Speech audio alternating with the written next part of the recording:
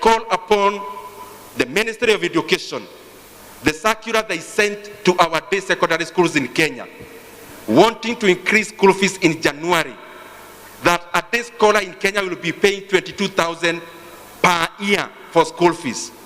I request them to rescind that communication. Kenya should be thinking. Kenya should be thinking about bringing school fees down. And if they bring more factories to our people, we will do value addition, we will do a number of value chain, and we will come with good products. And those good products will bring money to our counties. And if we keep on doing politics, each and every time that we are singing Baba, Baba, Baba, Baba is gone.